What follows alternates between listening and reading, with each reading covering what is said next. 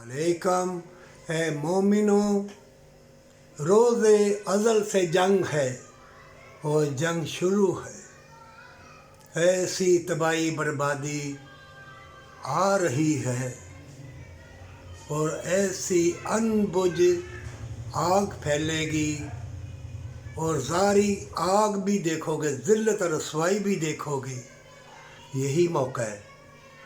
अगर अल्लाह के बंदे हो, अल्लाह से कोई इकरार किया है तो अल्लाह तुमको बतला देगा कि महल मीनारे वाले ये मकरो फरेब बेलबास लोग नहीं आएंगे, ये झूठे मक्कार हैं, ये जलील करने वाले हैं।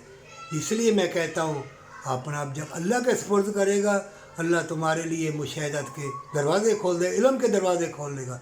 अल्लाह तुमको बतला देगा, ऐ मेरे बंदे सब्र कर, ये मक्कार है, यार है, ये झूठे हैं, ये दौलत के तलबगार हैं, दुनिया के तलबगार हैं। और जब अल्लाह तुमको ये बतला दे, तुमने क्या करना है? तुमने देखना ये बदकार है, मक्कार है, झूठे हैं, दुनिया के तलबगार हैं। तुमने पहले अपनी तौबा करनी है, फिर दूसरों की दुआ करनी है। परवरदिगारा, मैं तौबा करता हूँ, मुझे माफ़ फरमा, और मैं दूसरों के लिए भी दुआ करता हूँ कि वो भी नेक राह पर चले और सुरखरू आए तेरे पास। तो अल्लाह फिर तुझे मिटने नहीं देगा, फिर तो दरवेश है। देख ले फ़लस्तीन में कितना कुछ हो गया, इतने से पिलरों वाली बिल्डिंगें सब मलिया मेट।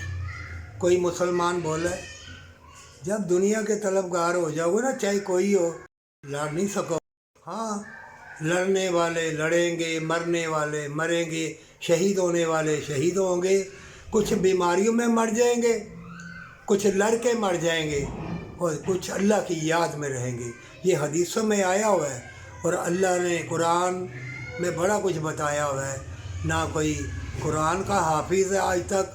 मैं पूरी दुनिया के आलम दीनों से कहता हूँ, कुरान का हाफिज़ कोई नहीं है। ये हाफिज़ कुरान है ना, ना ना ना, एक अल्लाह की आयत का भी तुम हाफिज़ नहीं हो सकते। उसकी एक एक लफ्ज़ में अनवार व तजल्लियात है, बरकत इल्म के दरवाज़े हैं, पर सच्ची तौबा के साथ।